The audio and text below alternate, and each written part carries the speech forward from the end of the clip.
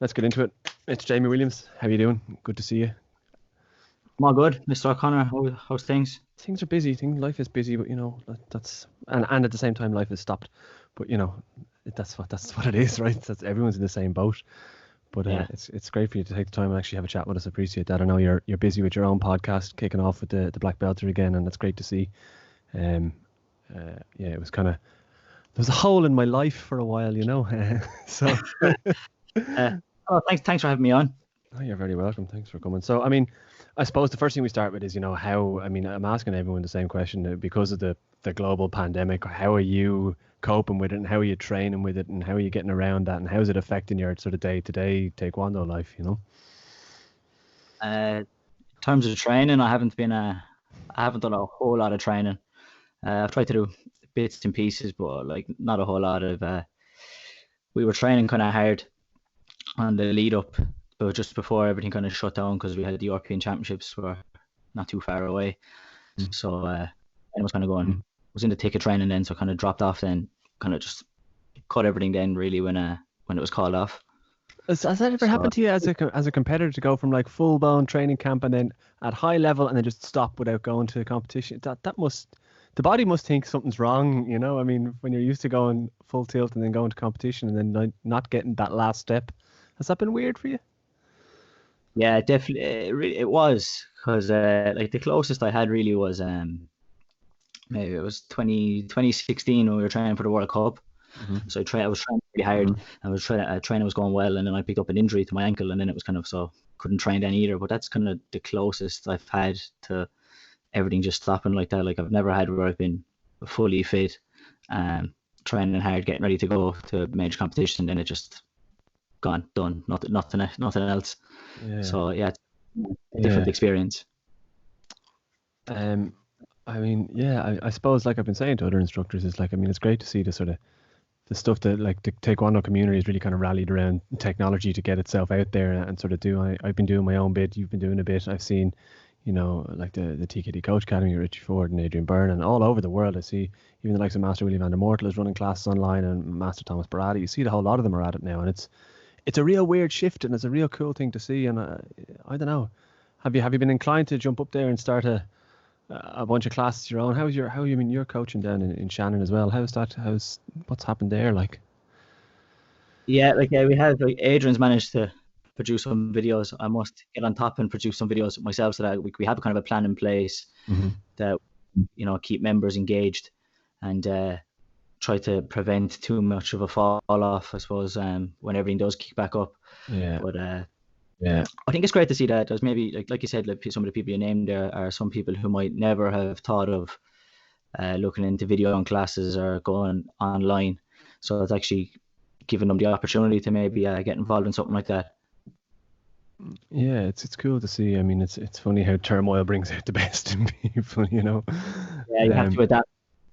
Oh, that's it. And I think you hit the nail on the head when you said, I think a lot of instructors who are, whether they're full-time instructors or not, they're kind of very conscious of the longer this goes on, the less likely it is that students come back, and I think they're trying to, as you say, keep that audience engaged is a really big part. I mean, it's kind of part of the reason we started really running the podcast again and really running hard on social media again, is to keep the club engaged and the wider community engaged, And I think like for myself, I kind of looked at that it was a good opportunity to obviously record, to create some content, as you've probably found it.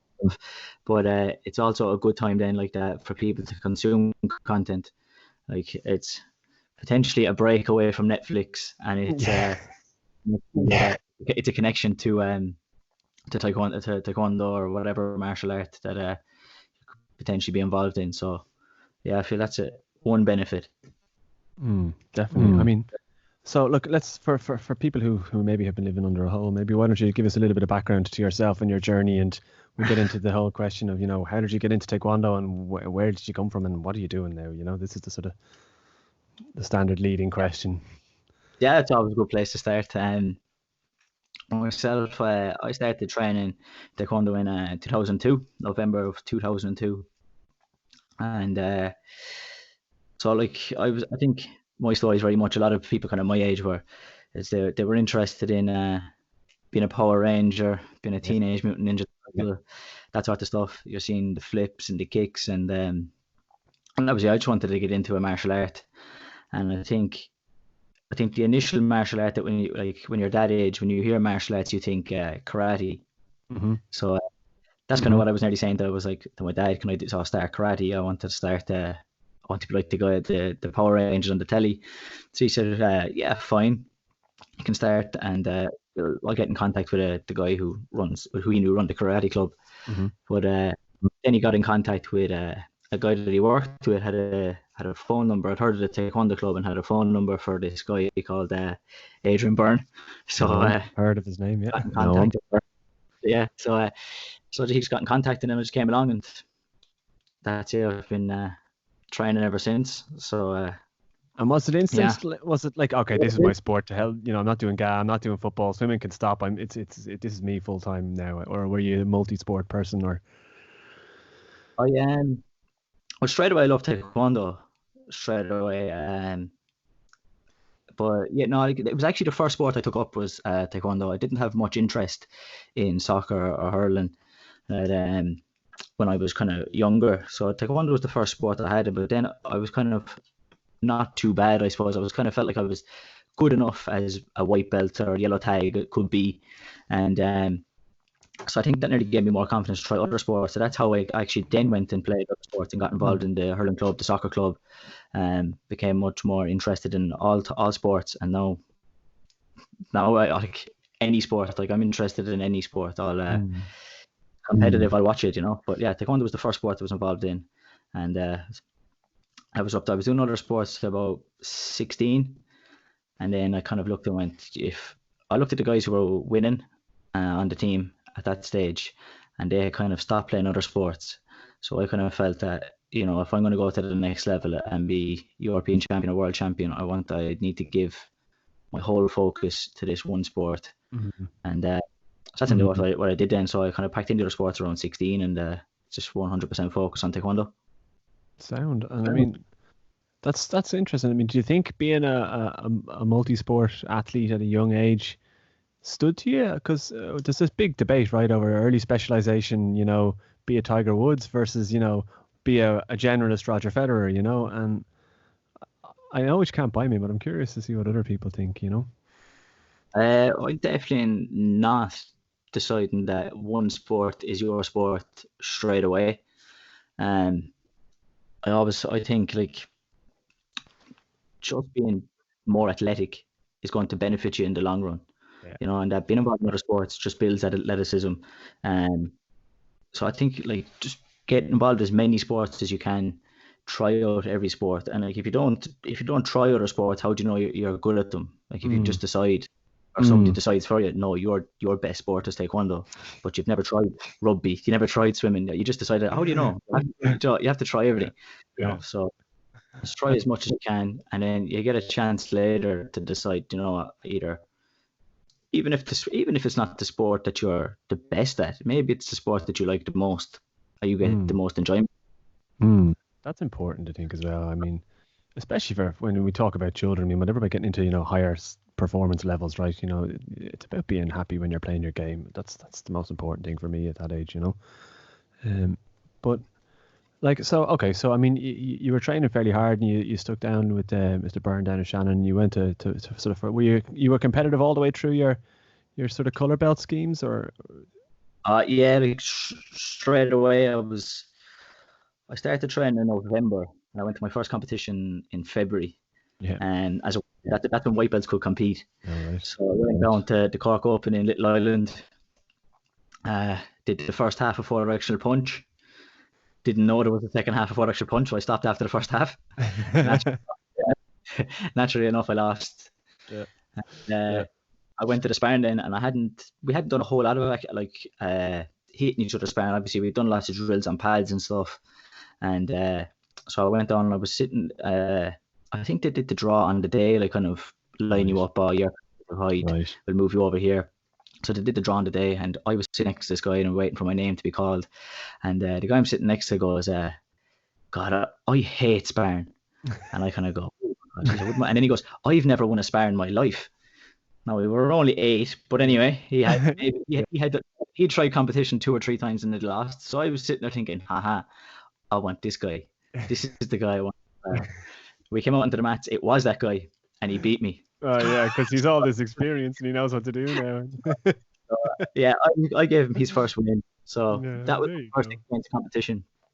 But yeah, like that, I would have competed all the time through all the grades, as many competitions as possible, really. I was more better at patterns as a colour belt than I would have been at sparring. But yeah, it was very competitive all the way through the colour belts.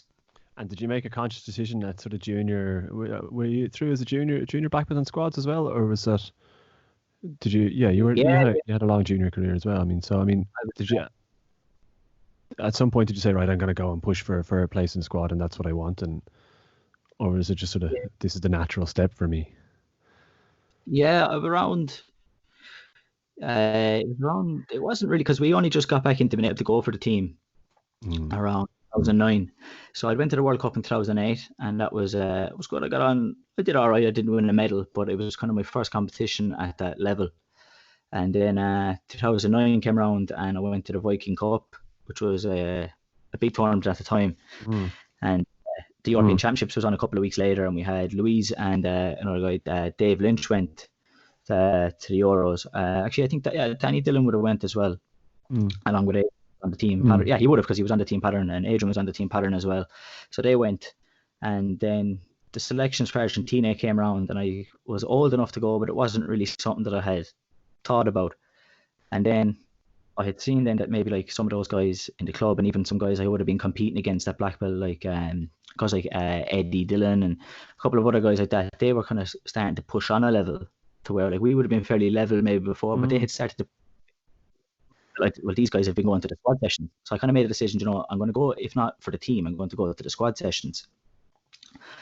And then I had a really good, tough fight against Seamus Lahan, so like Sarah and Jenny's next brother. Yeah. And, it was Matt Cooley was coaching, and he kind of said, am I going to see you going for the team next year for the European Championships? So then I kind of thought, yeah, I guess, why not? Sure. I was like, if somebody else is kind of saying to you, I'm going to see it, I kind of went, all right, sure, I'll turn up and I'll see, and if I get selected, great. So that was kind of how it was. Then I just went to the squads and haven't really looked back since, been on the team since. So yeah, fantastic. I mean, it's nice to get that sort of external validation as well, I suppose, as a kind of a litmus test almost of where okay, right, I'm doing something right here. I can go on and kick on. It's not just flight of fancy in my head, Yeah, 100%. And like he was the sparring coach. Yeah. Into patterns coach, sparring coach, special techniques coach, and so he was the sparring coach, and he was saying, "I'm going to see you going for the team." So I kind of went, "All right, sure." And then, like Adrian, then like was fully supportive. Like, yeah, sure, why not go? Like more than capable. So that's why I started on the national team. Cool. So I mean, first championships was the Euros. Then was that what you were saying in 2009? 2010. So it would have been the following year. So the following year, 2010 in Sweden. That was my second time. The World Cup was that happened to be on in the same place, which I didn't perform. I didn't perform poorly. It was an eye opener, should we say?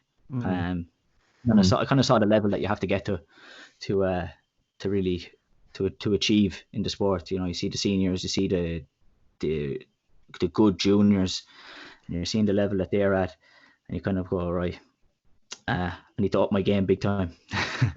And just quantify up your game, because a lot of people listen to this and they often hear, national fighters or national coaches talking about, yeah, I'm killing myself, and they work so hard and they work tenaciously and they're dedicated and they're driven, and like, yeah, we know that, but like, put that in context for people. Like, what did that mean for you, having to up your game to get to that standard to compete for a medal at international level? Like, what sort of training were you doing, and how often were you training? What, like, I don't think this is often talked about. It's like you guys are super hard workers, but in what context, Yeah, like I would have started maybe around that time as well to bring in some strength training. It was something that I was only 15 at the time, so I started to bring in some strength training, and I think especially though you see the style that you had to bring, like I was there throwing in a match. I threw a side kick off the back leg, and whatever way it happened, I ended up walking, getting smashed in the face with a turning kick from this Russian, and knocked me out.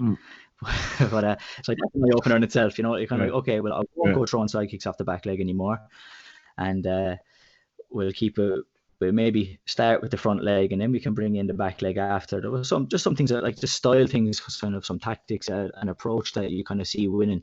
That you kind of think, maybe I need to do more of that stuff, and kind of try out more of that and see what works for me, and get maybe whatever I'm doing right now that works, can I improve that? But that was a big thing for me. I seen the type of styles, the tactics, the approach that people went in matches to win. I kind of saw the way I had to go about it.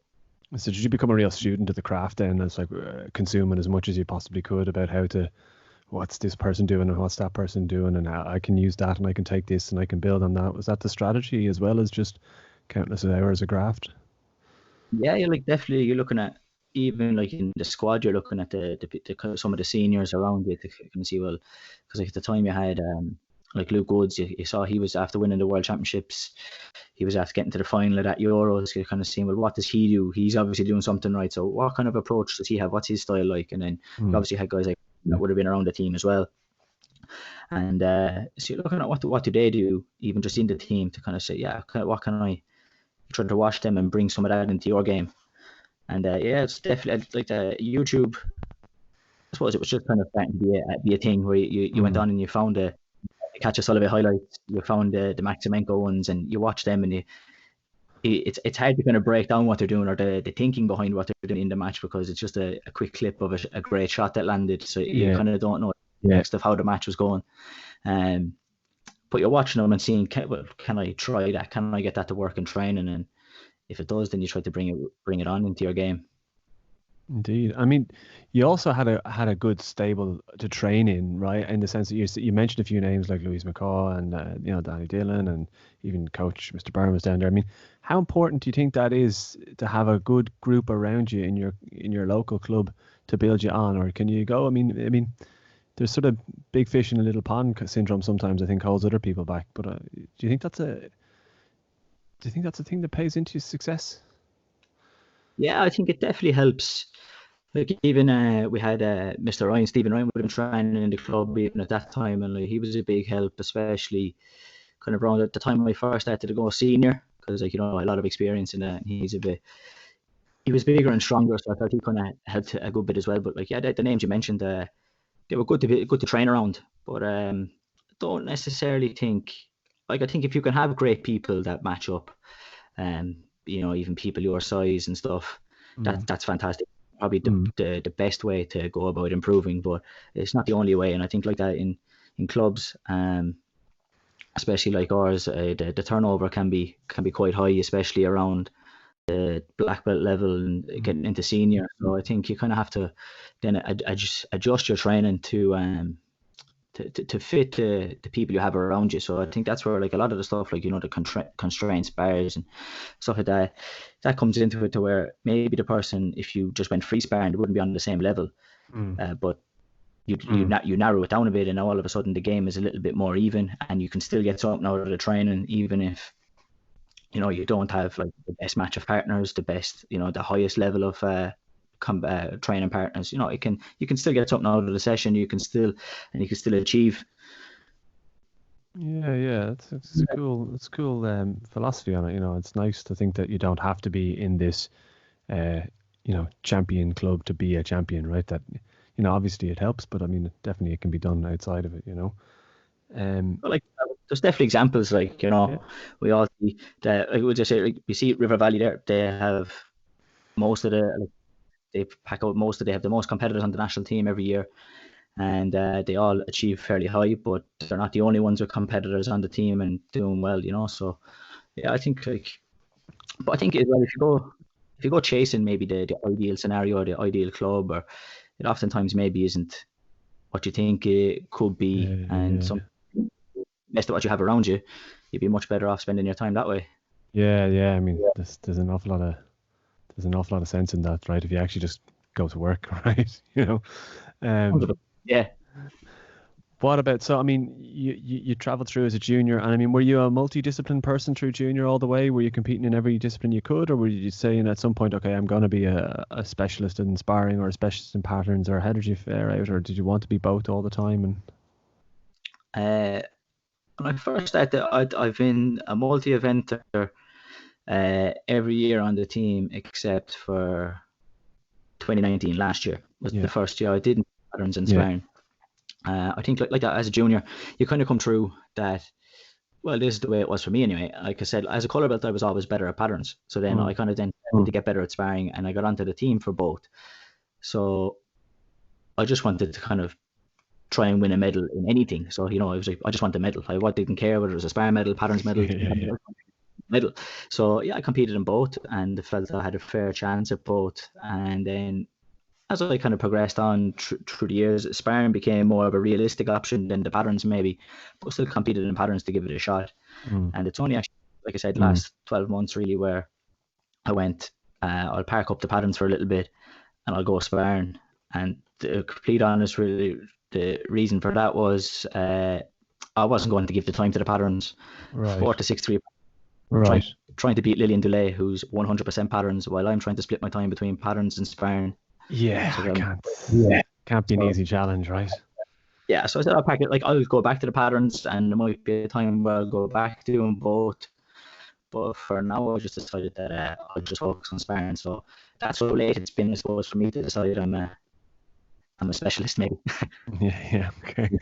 And so tell us when. I mean, you've been working away at tournaments then internationally, and you placed a few. I mean, when did you first sort of say, right, or when did you first sort of step on the podium and say, right, when was that first sort of watershed moment for you?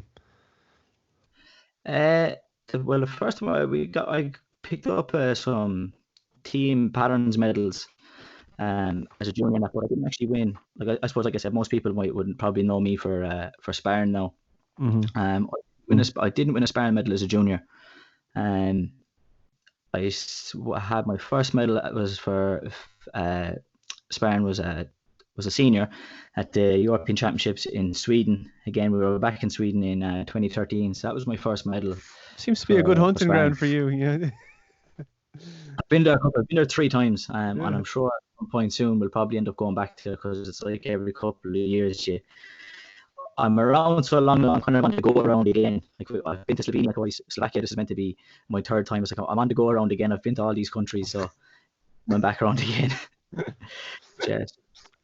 So that was the first time. I got on the medal I got on the podium for sparring. So it was kind of, I felt like I was good enough times before that, but just maybe some mindset things and other things that maybe weren't totally right that I happened to get right for that one, and got a medal.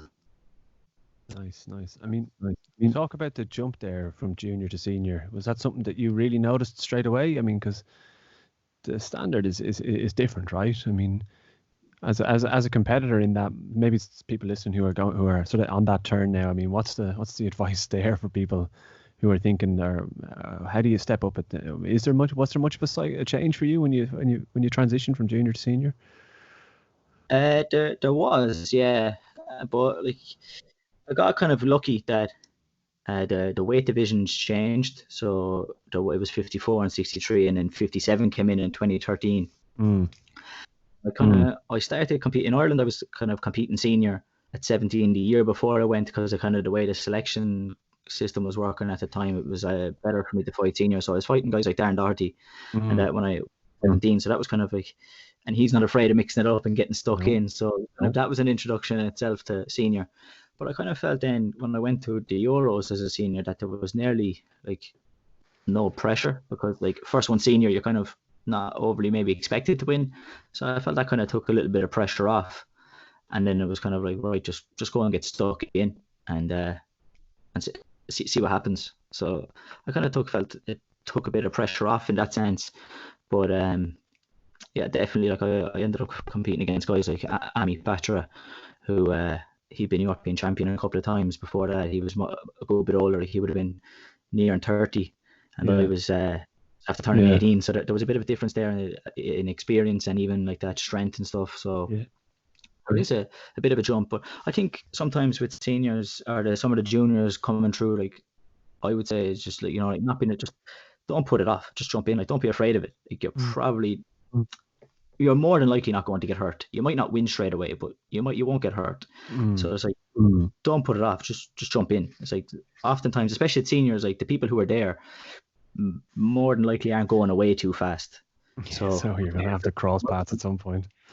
yeah, exactly. So you might as well just jump in and get stuck into what happens. It's interesting that you said, I mean, you're not going to get hurt. I mean, do you think that plays into people's psychology stepping up? That okay, this is a risk now for me. It's not.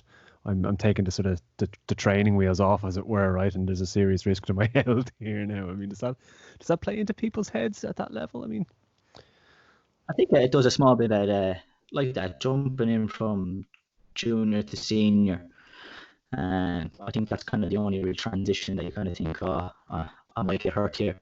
I think apart from again, getting like once you actually feel it, you really start to realize, oh, I actually never get hurt. I rarely get hurt, or if I don't do something stupid, then I'm not going to get hurt. It's kind of that's usually it, right? As long as I'm not doing stupid things, But it's the one where I'm always saying to the kids, it's like when you get hurt in sparring is when you do something stupid. Yeah. So that's it. So see the way you're running at the person there, you're bringing your feet together. It's like, yeah, that's what we call stupid. You need to stop.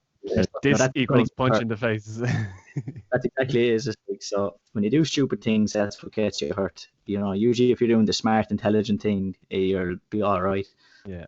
I mean, I kind of tweak that one as well. I mean, I often say to the kids, you might get hurt, but you probably won't get injured. Do you know what I mean? You're gonna get a bang. The game is fighting, right? I mean, that's kind of what's gonna happen. You might be happy about this. You might get a little bit hurt, but you'll never get, critically injured where, you need serious treatment, right? That's very, very rare. And, kind of once that sort of, okay, maybe I can chance this. And when the sort of mechanics of the game, they kind of go, oh yeah, right, I get it now, right? I can take a little knock and throw one out instead, And there is that moment, you see that transition where for one or two, they kind of get the game and then, okay, I'm in, and now they know how to play, right? Yeah, like one of the one I often tend to ask them is like, do you play hurling? And both of them, yeah. It's like, well, did you get hit with the hurley? It's like, well, yeah. It's like, yeah, well, like, that's not actually the game to get hit with the hurley, but it happens sometimes. The game is to, score more points. It's kind of the same here. It's like, the game is to score points, but sometimes you're going to get a punch in the nose and it's not going to be very nice, but it happens. You get used to it. It'll happen less and less as you get more higher up, you get more experienced, but yeah, it's part of the game. It is what it is, really. Yeah, I mean, like, you know what you're signing up for, I mean, I just want to stay on your kind of international experience for a while, because I mean, there was the Worlds in Ireland are the one that jump out for me. I mean, that was a huge kind of a massive deal for Taekwondo in Ireland and for yourself as well. And I mean, maybe you'd like to just comment on that whole sort of experience through there, and like how did that go for you? How did you feel through that whole journey? It was an absolute incredible week, for me, for Ireland, for everybody. I think around the national team, it was just like to win. Like, obviously, as I said, for me to win, and to win with the other three guys, like Adam and Ryan and Colm, on the same day, like to go back 4-for-4 in finals was unbelievable. I remember watching that and the first, like, the first one good, the second one, okay, 2, and the third one is like, and the fourth one is like, oh yeah, poor guy. Like, what was the feeling stepping on there? It's like, okay, the three lads have done their job. Like, I mean, was that in the back of your head there, or? Yeah, thankfully I went second, so it was Adam was first, I went second, then Ryan and Colm. So I was thinking, even in the warm up here beforehand, it's like, I can't be the only silver here. It's like, like, I was going into looking and going, the other three guys are going to win, and I cannot be the only silver. I can't be the silver in this. So it's like that was a bit of pressure, like, but yeah, it was fantastic to win. Like, that made it even better. It was kind of to become world champion, which had been the goal for years, and then family there, so my mum and dad and my sister and that were there, and then to win with the four guys was great. The guys then went and won the team event at the third Worlds in a row. Fantastic. And Ireland to finish world number 1. It was just a perfect storm of everything you could ask for happened in that week. Outrageous. And like Yeah, like actually, even say like in the build up to that one, it was an interesting one with that one. I kind of felt with a lot of people at this, I kind of got the sense that because the Worlds were in Ireland, a lot of people were like uh, kind of treating it like, oh, this is like Taekwondo's going to end after this, like as if Ireland was over after this Worlds in Ireland. I know for some people it did, they retired and stuff, but Yeah, maybe yeah, that was okay. yeah, But it's kind yeah, of like as oh, well, you have to train harder for this one, and you have to train as if, and I kind of thought, well, I train as hard and as I can for all the other tournaments as well, and going but the, forward, I'll train as hard as I can for them but ones. the, It's like, and for me, I was kind of like, you know what, if I don't win, this was kind of in the weeks leading up. I was kind of like, if I even if I don't win this one, I'll just go and try and win the next one. mm, I How many more do I potentially have? It's like, so I felt like I wasn't putting pressure on myself that I had to win this Worlds in Ireland, and I felt like not having that pressure, not putting that extra pressure on it, was a benefit as well in the lead up to stepping on the mats.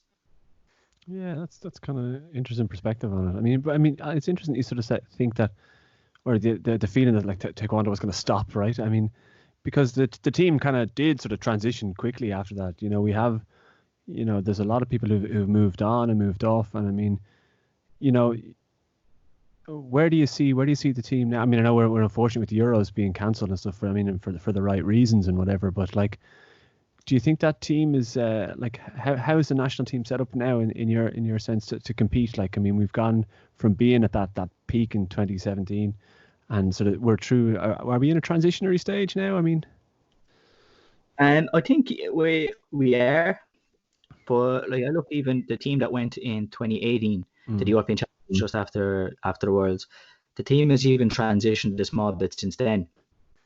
Like even like some of the seniors are still there, but some of them have dropped off that would have came through.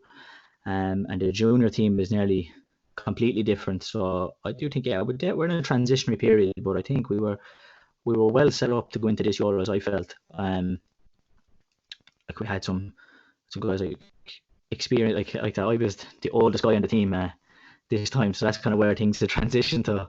Our oldest member was 25. wow, So uh, wow, so like we had people like that with a lot of experience who I thought like I fancied I was going to do well, and we had the girls I would have thought would have been doing well again. But then we had some juniors I would have fancied. I thought that junior team there was very strong. I actually think like there was some people I'd say they maybe formed. I think to some people at the Euros just gone. Um, I thought we could have done a bit better, but I think the experience of that was gonna play a big part in this mm, Euros squad. The mm, squad as a whole, I felt like we were coming together. Like there was good teamwork, good camaraderie there between everybody. I felt like that we were going to do really well. Um, especially in the sparring, as always. I thought we were yeah. going to close like top three. Do you think we have a bit of a rep now as a sparring country? I mean, do you think we should diversify our stock there, or how do I mean? What are your thoughts on that? Like, I mean, we don't really have super standout, continuous pattern medalists. You know what I mean? In the sense that we're not picking up 6 and 7 medals in patterns. And probably because there isn't as many medals for patterns as there is for sparring, right? But like, is that something you think we as a country need to think about, or are we victims of our own success in the sparring? Yeah, I I definitely think we're the best sparring country in the world, and I think that that's a good title to have. It's Yeah, a nice thing that I think potentially say, but I yeah, do think I would like to see us pick up more medals in patterns. Um, like you said, I think we are victims of our own success in terms of that. Sparring is the event we're doing best in, and new people coming through to the squad are seeing people winning medals in sparring, picking up the medals in sparring and nothing in patterns, and then they're starting to go, well, actually, I'll park the patterns and I'll just go more into the sparring. Um, so it is a tricky situation to kind of it's to put right, but I definitely think I would like to see us pick up more medals and patterns. I think that would also like that give us a much better chance at getting up the medal table mm, because it's very hard to. The Worlds in mm, Dublin, we got the number one on the back of just sparring pretty much. I think we had two medals at the end of the first day from the patterns. yeah, So every other medal we picked yeah, was for sparring. So I right, think right. that's not really going to happen again. I don't think. I wouldn't imagine. So I think to be able to get back up to number one, we need to start picking up patterns medals, which isn't a quick fix either. I don't think. I think it's potentially 3-4 years of a fix. Yeah. Yeah, it's. I mean, I was talking to Master Barry about this recently, and he was, from an umpire's point of view, I was asking like, how do you, how is patterns officiating? I mean, is it, it's just he was telling me stories of people getting, one referee scoring 16, another referee scoring 3, and I mean, it's sometimes so hard to be consistent in patterns with this, and it's very difficult. When you've won a spar, you never really know if you've won a patterns match unless the other lad fell over or something, right? But it's a it's a hard problem to solve, right? Because you could go out there and do a really good pattern and still walk off and 5-0 loss, and kind of how do you put that right? It's a difficult one. I've been on the receiving end of that. Quite a few times where I look at the match is over, I've lost, and whatever it could have been close, it could have been that, but you're looking at the difference in the scores along from each judge, and you're going just like, what's going on there? I was like, especially the low scores. It's like, but I remember there was a stand-up one, and I actually think Master Barry might have been on the ring at the time, so I'm hoping he wasn't the guy who gave me the 3 or the 2. But I wouldn't imagine so. But we did what it was. I think we did. I think it was a second. I can't remember the secondary pattern we did. But the second pattern was Dangun, and I got 2 in Dangun. Yeah. Now I don't think there wasn't the 0.2 deductions. I think that was still the 0.5s at the time. They hadn't 2, but still you're looking at like, really, I made that many mistakes in Dangun. And you're probably teaching that pattern and doing that pattern more than any other damn pattern during the week. It's like exactly. Maybe a little bit more, but that's like. You know what I mean? Like, so I was looking at it going, like, I haven't a clue what's so. But you're kind of looking at it going, well, where do I start? Like, what do I start fixing? Because, that's a hard exercise. Like, when you're that far down on that kind of pattern. Yeah, I don't know what to tell you. Yeah, so that you're looking at going, but obviously that guy didn't like the way I did a walking stance and something. Decided it was every single time, but. I felt like for a little while patterns officiating was nearly getting like that it kind of was pick the movement you're not going to give a deduction for. It's like, well, I'm going to deduct. Look, they got that one right. Deduct. And it was, they're looking for the mistakes. It's looking for their movement that they maybe did correct. But sometimes that's what it feels like as a competitor anyway, That's like, I think... I actually think since the 0.2 deduction was introduced, you get kind of, haven't been umpiring even nationally, you almost get itchy trigger finger, where you want to click it for everything you see, right? Because it's only 0.2, it's only 0.2, and suddenly there's 1 point on the board, they rack up quick, especially then when you can take off the higher numbers then for like the power and stuff like that. It does it does rack. Yeah, and it's weird though, because you can take away 0.2 for power in a technique, right? So during that 6-point deduction of 0.2s, you're still losing marks for power, and then potentially another 2 for power. So I'm starting to see a bias towards power in patterns, and it's such a sort of subjective thing sometimes, Yeah, I feel like that was nearly going away though, because at the time it was so heavily weighted towards the technical stuff, like with the like you said, the bigger deductions. It's like, well, heights and levels need to be on point. So if you're getting deductions for heights and levels, the only way to give yourself a chance is make sure that it's technically spot on, which I think then people had maybe dropped off on power a small bit to make sure everything finishes in the right place and your stance is correct and all that sort of stuff. Yeah. But like you said, now with the smaller deduction, power is definitely starting to play more of an impact, which I think that's kind of the balance really of, very technically accurate patterns with that sharpness is kind of where you want to be. I think where you see the best performances. Would you like to see patterns scored on a kind of individual on the mat rather than 2?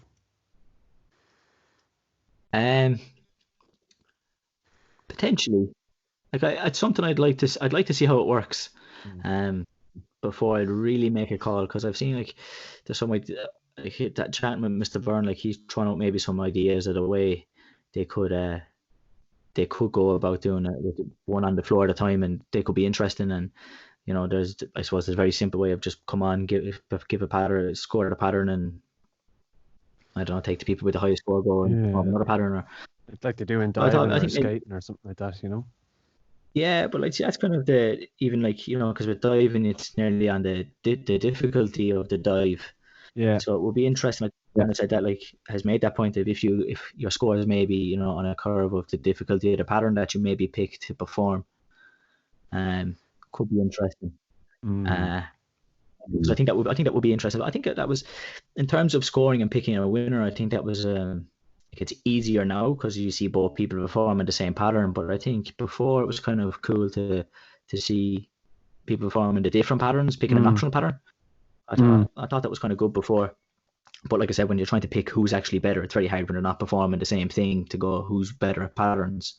It's much easier if they're performing the same thing and to judge if you see them performing the same movements in pretty much the same time. yeah, yeah. Yeah.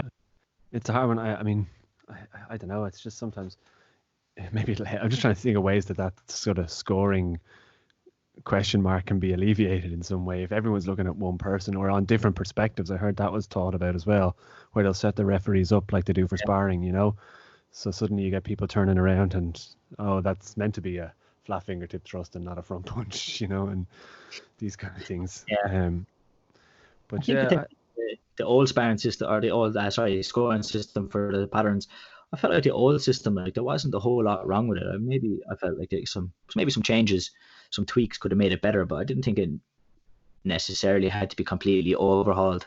I actually like personally, I thought the standard of patterns were fairly all right, and you saw guys like you were seeing finals like with the likes of Suska and Stephen Ryan in the finals. You were seeing Suska, Mark Trotter in finals, like guys who I suppose still won, even with the new system, but yeah, like their pattern, yeah. the standard of those patterns was just as good then.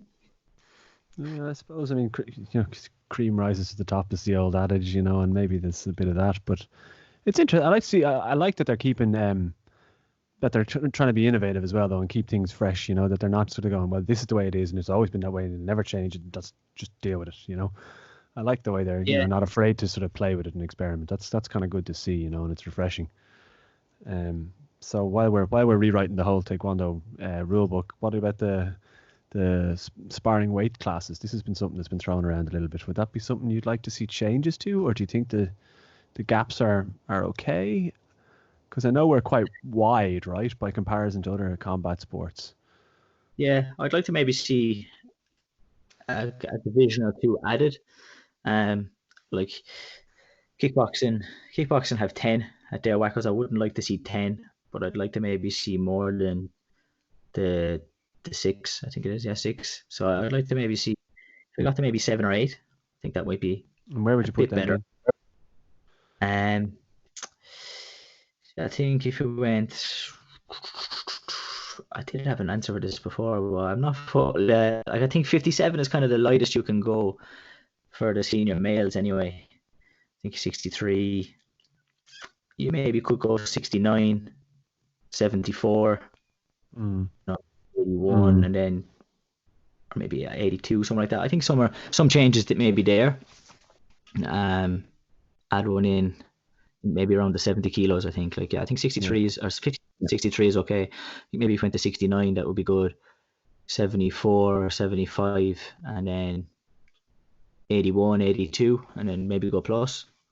Yeah, yeah. Or maybe even add it. Or maybe actually even go like even if you wanted to go minus 86 or something like that and have a plus. We live in hope, I suppose.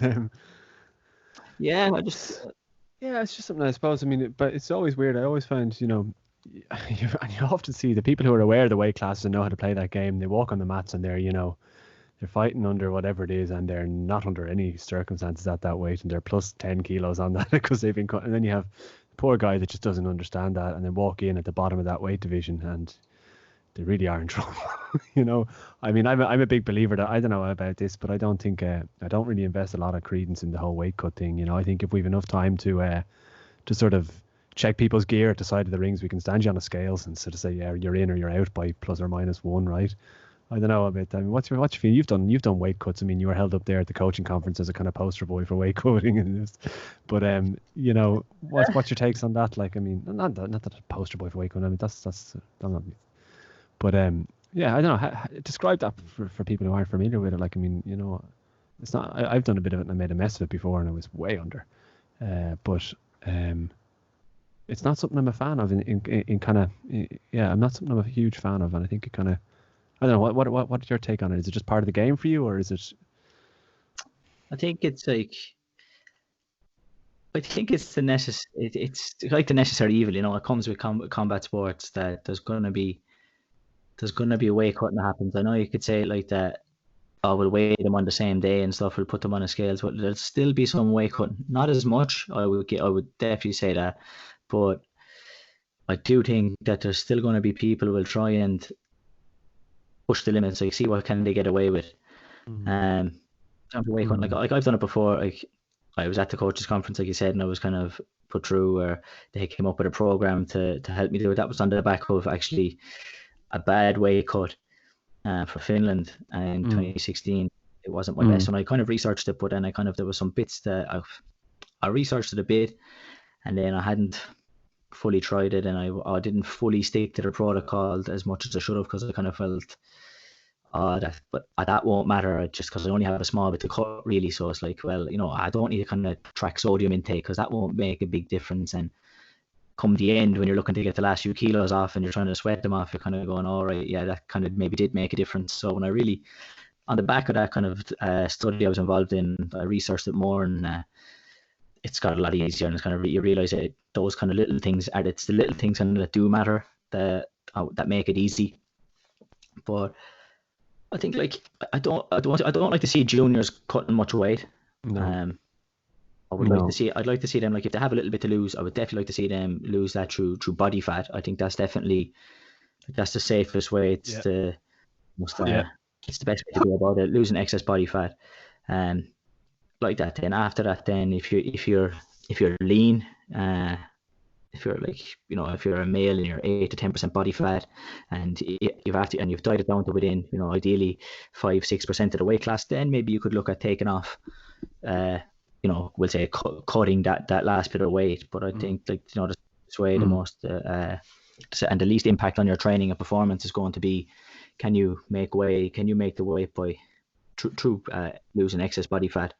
But it's something that really you need. I mean, you really need to know how to do it properly, right? Because, I mean, you can make a total mess of it. And like I said, case in point, I remember going to Brighton in 2012, and I was fighting under 70s, and I made a mess of the cut, and I came in at 66, and I was just like way off. And I was like, how that? No, I think those scales were a bit light, and that's the only thing that put me there. But it was like, they weren't that light, no scales 4 kilos light, like, and I remember thinking at the time, going, what, how the hell? I mean, because I dropped from 78s because I didn't want to fight up there, but I came in at about where I would have in the class lower, which was sort of pointless, you know what I mean?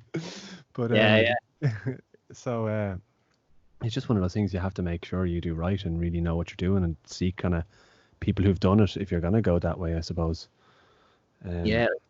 A lot of it's even trial and error to some degree. You're much better off try it for a local competition, or even just try for a week. Can you try a cut and see, do you make it? How does it go? And then take it from there and see, does that work? Because I think, like, if you're going to like that World Cup, World Championships, European Championships, into your first time trying out some of these like the protocol that you need to follow, you can if it does go wrong, you're kind of behind the 8 ball then.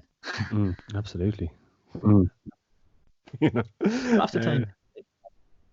Oftentimes it's even like, in the end, it kind of comes down to, like, it doesn't matter how it comes off, as long as it comes off to some degree in the end.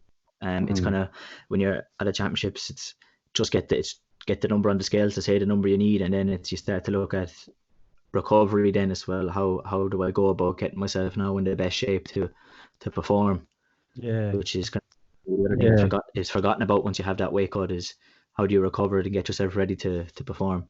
So I have to feel as well, like, even sometimes in training and the lead up to championships, a lot of the times people are more focused on on making weight and their training. The training's all about, I need to get a sweat on, I need to burn this many calories, I need to drop some weight, and that shouldn't be the goal of training. Training should be looking at, you know, making skill improvements and getting yourself ready to perform.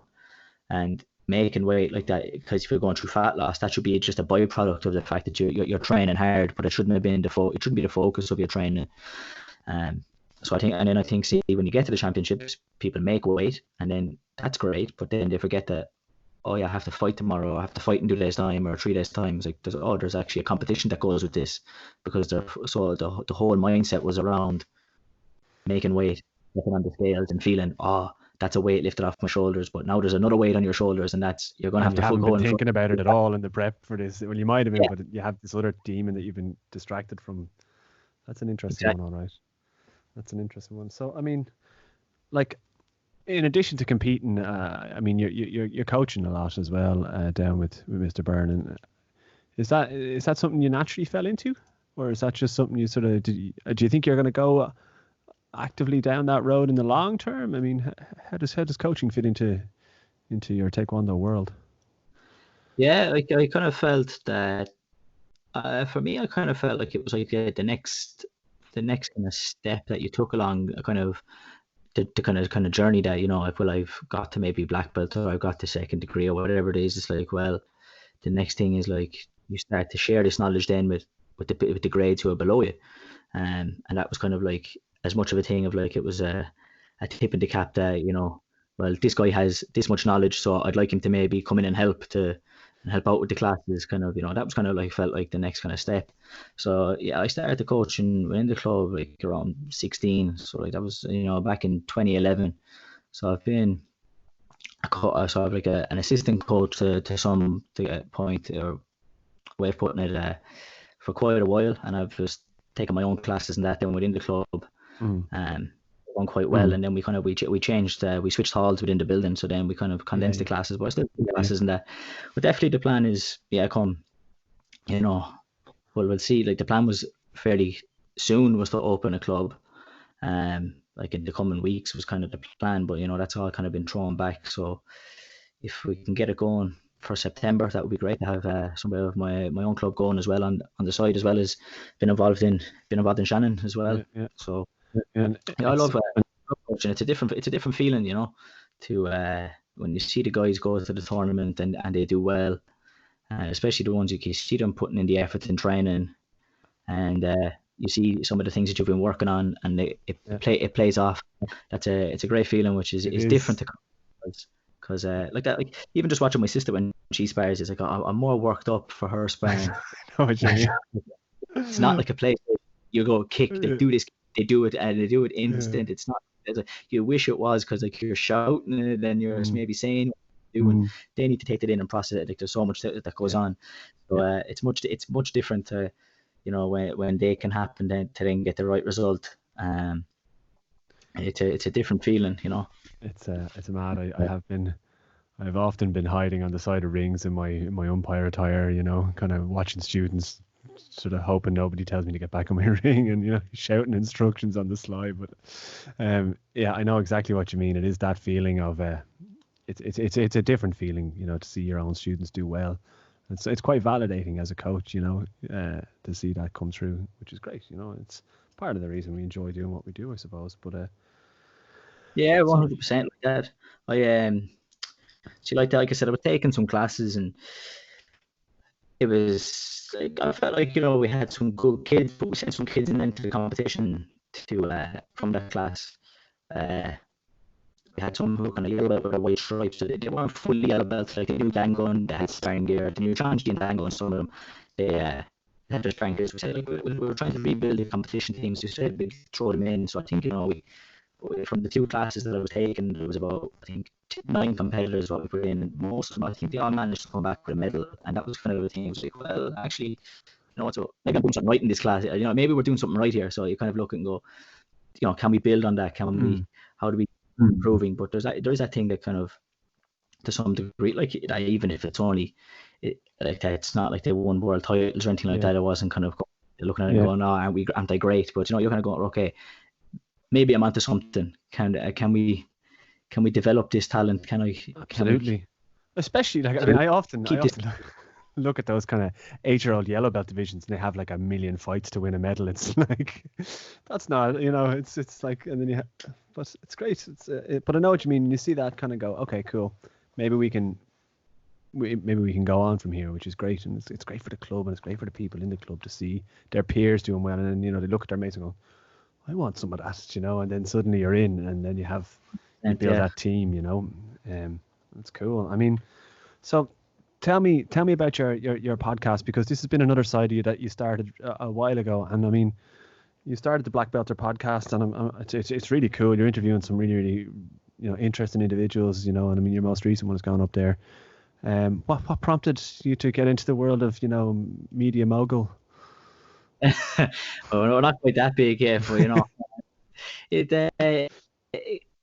See, I got into listening to a lot of podcasts. It was actually a lot of like fitness related podcasts, like that, like to improve my strength and training. A lot of stuff, maybe like with nutrition, because the, but so like, can you still hear me? You can. Yeah, you're just breaking up a little bit there. Yeah. All right, perfect. Yeah, I got you now. Oh yeah, perfect. So I kind of felt like I I wouldn't mind starting a podcast, but I kind of felt like, well, those topics are well, I don't really like not have enough knowledge, or I'm not an expert in any of those fields. So what could I start a podcast on? I don't really have anything. It's like I want to start a podcast, but I don't have anything to really talk about. And then it was kind of just with some of the lads. We often, where we shoot back about boxing and MMA and stuff, and they kind of, I tend to sometimes predict who's going to win and why I think they'll win, and sometimes the next fight I think that's maybe going to be made. And it was the lads then kind of said, maybe you should start Jamie, you should start the podcast, about talk about martial arts and stuff. And I was kind of thinking, it was like at the time, I kind of felt like actually, there's nobody really doing this in Taekwondo, because I don't think it started at the time. So at the time there was nothing really happening with Taekwondo, and even some of the guys in kickboxing, there's nothing really like that there. Why hasn't anybody done it? So I was like, people telling me you should start a podcast, I kind of had felt like before I wouldn't mind starting a podcast, and there seemed to be some bit of a niche there. So that's why I think I just kind of went for it, and that's why I kind of started. I just got going. Yeah, it's cool, and it's funny you mention it, because I remember thinking the same time I was going to do something similar, and I think your first episode went out, and I went, "Are you joking me?" I was like, "Really? This is like, how does this? Is this like?" Because at the same time, and I know Richie Ford has started posting loads of content around the TKD Coach Academy, inspired by a strategy that I was like, the guys are onto it. I'm behind the tide here. So I have to move faster now. But I think it's great. I think it's great because you get this huge now community powered by the internet to build this knowledge base, which is amazing. That you just, whereas before, I mean, the secrets of the dojang were behind the door, and there was, you never learned anything, and you couldn't. But now the internet makes everything available, and it's deadly, because it's open for scrutiny, right? And it's like you're either at the standard or you're not, and you're open to. And I really like that about it, and I think it's great that there's a community, especially around Taekwondo, that we enjoy, it's just a good post in general. There's stories like there's stories there for people to tell that is nearly never get to tell them because there isn't the outlet for it, So that's kind of as well what I enjoy to give, especially like a lot of the people I have on have like people I've met through championships and stuff, and maybe guys who worlds and one of Europeans, and there's a story behind that nobody knows. They maybe just saw them on the podium with a medal, and it'd be nice to give them the opportunity to maybe tell that story. Exactly, and I think that's it can only be it's great from a documentation point of view, of nothing else. People can look back at that in X years and go, oh yeah, this whole thing, and oh yeah, that thing, and I think it's fantastic medium for storytelling, So I mean, what's this is a question I'm asking everybody in the Taekwondo community. There's a big push in Taekwondo at the moment, or some Taekwondo in general, right? I mean, and we're seeing a bit of a transition into like people are taking up MMA, they're going to other styles, and Taekwondo is kind of traditionally viewed as that sort of put on the dough book, stand in the line, someone will shout and you'll all count and you'll punch fresh air and that'll be that and that's how you do your training. And you know, there's definitely more to it than that. But how do you think Taekwondo combats that perception, given the rise of things like MMA and Muay Thai and BJJ and the UFC? And do you think we still hold a good place as a martial art in the world's view, or do you know what I'm getting at here?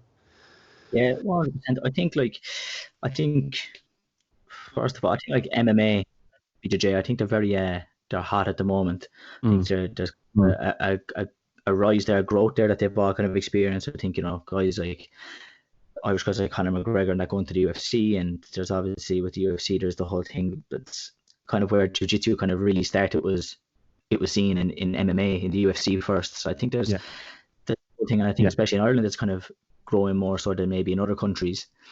And then I think like that with like Taekwondo, I think there's some people maybe with the perception that, I think like guys like Joe Rogan, who would have came from Taekwondo, and he would have been, the thing is like he's WTF Taekwondo, and he's saying like, you know, oh well, you can't punch to the face and there's kicking, and then he kind of says, well, like, oh, that doesn't work in a street fight, or it doesn't work in MMA. It's not really practical to work in an actual fight.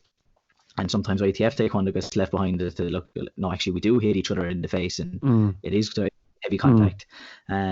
So I think there's kind of that aspect that we kind of need to change the perception to some degree, that, you know, no, like that's not necessarily what Taekwondo is. That's a different type of Taekwondo.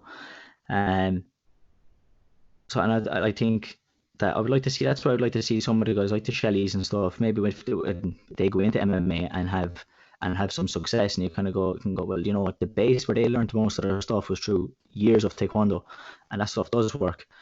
And I think then where we can go moving forward, I think like a lot of sports, I think definitely, like even not just the martial arts, I think a lot of just other sports have upped their game in terms of like how they go about coaching kids. And but I still think we're one of the best, if not the best, for kids, like starting at that age, 6 and 7. So, and I think the kind of coaching programs that the ITA have brought through as well are really just reinforced that, you know. Yeah, I think like, because I think that's where we have an advantage, that you have to go through those programs to open a club and the likes. I think that you find a lot of the times in other sports, like the hurling club, the soccer club, which parent wants to get involved. Yeah. So somebody will have done a coaching course and they'll maybe have some drills and stuff that they learned at the coaching course. But there's nothing really laid down of maybe how you go about coaching like that. It's what does the parent has. What's the parent's perception of the game? Like, well, they have a big interest maybe in soccer, so they come, they coach it how they think they should be played, and they have their ideas. But like that, it does well. It can work. It can create good players and stuff. But I feel then like that player goes away then, and that coach drops out. You know, I feel like that we have the continuity. Like, it's pretty much always going to be the same instructor. You know, it's going to be involved. They have a chance to really build their coaching knowledge. I like that. So I think that's what we have a benefit of, that this person is going to work with this one person for years, and there's a long-term kind of plan there, I suppose, you know. Yeah, exactly. And like that, I think as well, like that, you know, you have one parent is involved now, but then they've changed jobs, so then they're not involved anymore. So now there's another parent comes in and they're involved, and there's like this kind of turnover. Whereas like that, and then you see them, they're only interested because for the little bit of time that they're involved, so in improving people. Whereas like that, you have in Taekwondo, you have that 5, 6, 7, could be 10, could even be 20 years of building that relationship with a person and improving that person physically. And I think then as well, you can have an impact on them, like outside of anything physical as well. Yeah, I think so. I think it's a difficult problem though, when you're faced with, you know, the likes of the internet posting videos of really bad martial arts, and then, you know, people going, yeah, that's what that is. And it's like, how do you fighting that nonsense is really, it's tough, you know. I often get spammed by some of my friends, look, there's you doing, you know, and it's some nonsense. It's like, yeah, come on, that's me, yeah, let's go have that chat then, will we? Anyway, what can you do? I mean, you can only like try and set a standard within the martial art and within your kind of, I suppose, your club, your association, your organization, to kind of somehow eventually maybe that might change the perception from the overall perception of what people think the martial art is. But like I think this, like that, I think that is one thing people, this doesn't work against this and it doesn't work. Like, I feel that the taekwondo gives you a very strong base across, like in terms of stand up martial arts. Like you see all the time that the people who do best in wacko kickboxing are like light contact and even often points are people who came from taekwondo, started in taekwondo, went to that sport, and then, you know, what's to say that can't match up well against others, you know, stand-up sports and stuff. So Yeah, like, I mean, again, people are fascinated with this. Oh, this is the best system, and this doesn't work against this. It's like, no system is flawless. I mean, that's nonsense. You know, I mean, Brazilian Jiu-Jitsu won't work if there's 6 lads jump you. You know what I mean? Like, hang on, lads, make a queue, and I'll tackle you all one by one. And like, go away. You know, I just think there's this. People often forget that there's no perfect system, and that everything has its own kind of strengths and weaknesses. You know, it's a fascinating problem. But like, you know, the internet's great for a fight. So I mean, what can you do? Do you fancy answering a few rapid fire questions? Yeah, I struggle on. Why not? Okay, cool. What's your favorite pattern? Mumu. Favorite kicking technique? Are we talking sparring patterns or Sparring? Sparring and a high turning kick. So double up off the front leg. Double up off the front leg. Into the turning kick, yeah. Nice. 3 boards. You have to break all of them. What's your technique of choice? Side kick. Yeah, everyone's favorite. What was your toughest fight? Toughest fight? I've had a few. So look, we'll go against Vitaly Solve, World Championship semi-final. Never imagine. Tell me your best competition memory. I think we can guess, but best competition memory. Here in 5-4, 3-2-1 in the World Championship to win. Very good. If I could bottle that up, that would be fantastic. What's your funniest Taekwondo memory? Oh, funniest. I don't know actually. I have to think about that one. There's not actually one that comes out. Shit. Yeah, you have to leave it with me. Okay, we'll give you a mulligan on that one. So, yeah, okay, cool. Look, I mean, they're just fun and games just to get the brain working and have a bit of crack. Look, I mean, we've been chatting now for a good bit of time. I mean, so like, I mean, tell us if people want to catch up with you and find you and stuff like that. Would you want to push and post in public? And now it's time to give yourself a plug for whatever it is that you're pushing out there. Yeah, perfect. You can catch me on my personal page on Instagram at jwilliamsdkd. That's the handle I use for pretty much everything. And then if you go follow the Blackbelter, it's the Blackbelter _ on Instagram. It's the Blackbelter on Facebook. And if you search the Blackbelter podcast and any of the main apps like Spotify, Apple Podcasts, anything like that, you'll find it there as well. Awesome. Super. Awesome. Look, Mr. Williams, it's been a real pleasure having a chat with you tonight. I've had a good talk on it. It's been a fascinating discovery of a journey that's led you to a lot of heights, and it's cool to see you diversifying your knowledge into other fields as well. I mean, I wish you the greatest of success with them, and I look forward to seeing you back on the mats, and I look forward to being back on the mats with you whenever we get a chance to in the future. So hopefully you stay safe. I know, appreciate that, and hopefully you stay safe and everyone as well, and I'm sure we'll catch up in the future, sir. Yep, you too. Rock and roll. Thanks very much, man. Take care. Take care. Bye.